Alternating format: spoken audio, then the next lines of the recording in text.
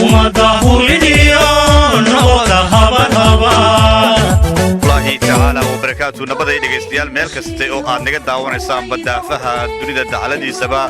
waa maxamed axmed cige oo halkan iga salaamaya waxa 22 May waa maalin sabtiya waxaanu joognaa magaalada madaxda dalka Canada ee Ottawa baarlamaankeedii sida ay ka muuqataa kamarada ambassador naga daawanaysaan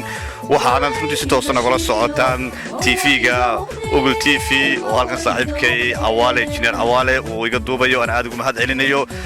aad badbaantiin in wada salaamay meel kasta oo aad naga daawanaysaanba waxaan jeclaystay in aan laba qodob ka hadlo marka hore waxaan bishan May waa bil runtii taariikh ugu mudan shacbiga iyo dalka Soomaaliland waa 18 bishan May ayay ahayd markii dhammaanba shacabka Soomaaliland ay gobol kasta iyo degmo kastaba ka xuseen iskuna soo baxeen maalinta qiimaha iyo milkaha gaarka ah u xambaarsan 18 May waxaad ku 991 markii dalka Soomaaliland uu ka go'ay dalkii loo oran jiray Soomaaliya xorriyadoodina ay dib u soo ceshadeen halaag dheer rafaad dheer dabadeed iyo runtii xasuuq dheer iyo dadaal dheer oo runtii ay jabhadii ama ururkii SNM ay sameeyeen taasi oo ay ku afgambiyeen kaligitaliye Maxamed Siyaad Barre iyo xukuumaddiisii taasi oo shir lagu qabtay 991 bishii May ay lagu qabtay magaalada Burco oo dhammaanba beelaha Soomaaliland ay halkaas isku wada yimaadeen go'aanna ay ku gaareen in ay runtii ka go'aan dalkii loo jeedo Soomaaliya dawlad Soomaaliland aan halkaas ku unkeen halkaan la isku raacay maantana runtii ay 25 jirtay waa rubuc qarni waa runtii waa wax lagu farxo ilaahayna barwaaqada iyo nimcada ay soo gaareen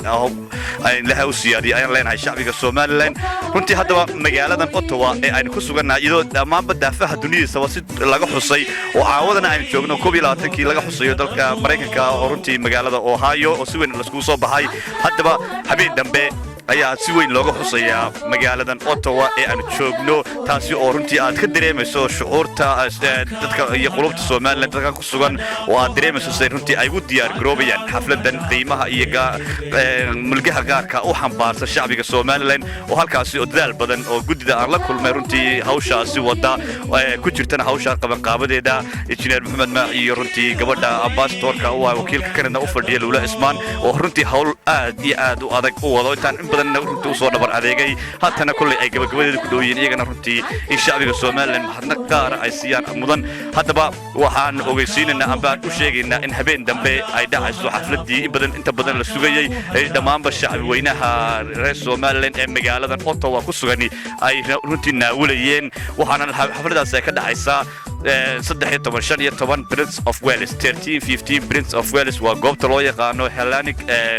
Greek leeyahay saacada ay bilaabmaysaana waa 7 fiidnimo ilaa 3 habeenimo ay socotaa waxaana runtii meeshaasi ka ciyaari doona dhinaca qoobka ciyaarka iyo noqoto iyo damaashaadka waa fanaankii weynaa ee Nuur Daalacay iyo fanaan kale ee Cabdiqaadir Qiiq oo isagu la socda iyaguna Prince waxa dhiganaya galinka hore magaaladan Ottawa oo runtii loo diyaar garoobayo marka qof kasta oo Soomaaliland waxaan u leenahay ka maqnaanin goobta kaalay muujiyo shucuurtaada waa maalin runtii loo soo baxo waa maalin la muujiyo in runtii in shacbiga Soomaaliland midnimadooda iyo qarannimadoodii halowday 1960kii ay dib u soo ceshadeen 1991kii May 18keedii waxaan leeyahay yaan laga maqnaanin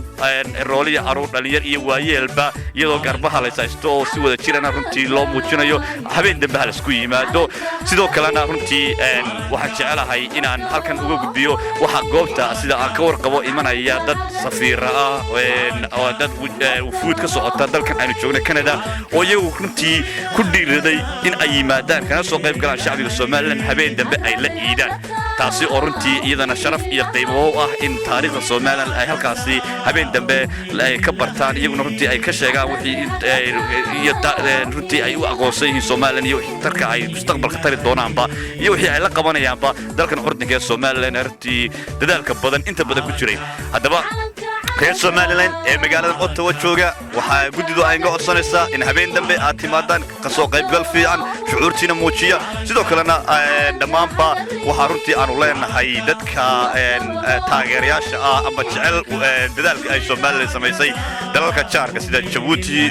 iyo Ethiopia kale oo runtii anaguna yeelanayna walaalaha iyagaasi nagala soo qaybgala gacmo furan baan igu soo dhaweynaa oo in baahannahay dad walaalaan nahay dad runtii jaaran nahay dad wada qabsada ayaynu nahay runtii waxaan ka codsanaa inay nagala soo qayb galaan xafladaasi habeen dambe dhici doonta waxaan runtii sidoo kale mar aan la xiriiray amba aan wax ka weydiiyey dadka hawshan u dhown daloola runtii inta badan kusoo jiray uu gudoomiye u yahay cabdiqaadir maxamed nuux waxaa la sheegay xafladani inay tahay xafladii ugu qaalisanayd ee abid ka dhacda Ottawa maadaama uu ruux qarni tahay ay 25 jir satayna taasi oo runtii meel kasta xataa nawaaxiga Ottawa iyo agaarkeeda la iskaga imanayo xaflad aad u qiimo badan ay xafladani tahay waxa hadaba laga codsanayaa amba ay rajeynayaan mar aan daawadayaal la xiriirnay gudoomiyaha gudida qabanqaabada ee hogaaminaya kooxda qabanqaabinaysa xafladda 18 May ee ka dhacaysa magaalada Ottawa injineer cabdiqaadir maxamed maax waxaanu ka weydiinay sida xafladan iyo runtii kaga duwan tahay xafladii hore waxa uu noo xaqiijiyay xafladan inay tahay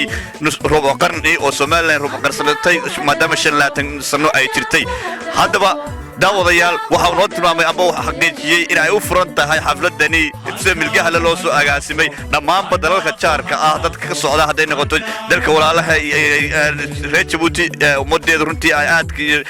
sida fiican qulubtooda ugu furan tahay Somaliland iyo sidoo kale walaalaha Ethiopia iyagu runtii jecel mar walba dadaalka iyo horumarka Somaliland iyagana waxa ay leeyihiin gudidaas welcome habeenkaas in kala soo qayb galaan xafladda oo runtii ay jecel yihiin inay ka muuqdaan meesha sidoo kale waxaan jecelahay inaan halkan fariin iga soo gaadhay mas'uuliyiinta Ethiopia halkan u fadhida oo iyagu runtii soo dhaweynaya oo dhawaan keenaya dalka Canada madaxda Ethiopia gaar ahaan madaxda Diridhaba ee hogaaminaysa waa maayirka Diridhaba iyo maayirka xigeenka oo imanaya dalka Canada bisha June 4teeda halkan imanaya sida aad ka aragtaan shaashada wadadaasi Mr. Ismaaciil uu gudbiyay jaaliyadda Ethiopia ee Soomaalida halkan ku sugan dalka Canada in dhawaan imanayo bisha June 4teeda maayirka magaalada Diridhaba iyo maayirka xigeenka waa mas'uuliyadda sare ka socota maamulkaasi Diridhaba ee gaarsiinta Soomaalida Ethiopia waxa runtii ay mas'uul ku rajeynayaan oo shacabweynaha Ethiopia ay degan magaalada Ottawa iyo nawaaxigeedaba inay ka soo qayb galaan waa kulan ballaaran oo lagu qabanayo hoolka ama hoteelka Holiday Inn horena loo oran jiray Jimo Hotel ee ku yaala Diridhaba soo jeedka moolka Salon waa Salon ayuu u yahay moolkeeda adreeskuna waa 1199 Joseph K Street Ottawa ay jecel yihiin oo in ka soo qayb gashaan oo si gaar ah runtii aad u muujisaan goobtaas ku timaadaan oo aad dhegeysataan madaxdaasi ka imanaysa Diridhaba waxay leeyihiin soo qayb galayaan ama furan soo dhawaada iyo waji furan daawadayaasha qiimaha iyo qaayaha badan oo sida tooska Google TV nagala socdo waxa aanu leenahay oo taagnahay gabagabadii barnaamijka gaarka ah ee aanu runtii ku xuseynay ama aan ugu talagalnay inaanu fariin u gudbino jaaliyadda sida tooska nagala socota sida tooska YouTube-yada iyo Facebook-yada iyo nagu daawato goobaha media social-ka ee tibshadu koodaba waa Maxamed Axmed Cigeen oo iyo saaxiibkay Awaare Xaaji Ismaaciil oo isna runtii injineerkayga duubaya oo runtii ugu mahadcelinayo waxaanu leenahay isbadhaaf isbaqalka booxiisa oo magaalada Ottawa ayaan joognaa runtii waxaanu rajeynaynaa aan jeclaan mar walba inaan naga daawan doontaan Google TV gobolka barnaamijka bulshada u hayno ayaan ugu talagalnay runtii bulshada iyo community-ga Soomaaliyeed hadday noqoto Soomaaliya Ethiopia Djibouti kol walba waxaan ku hadalnaa oo aan soo bandhignaa duruufaha kala duwan iyo xaaladaha kala gedisan ay ku jiraan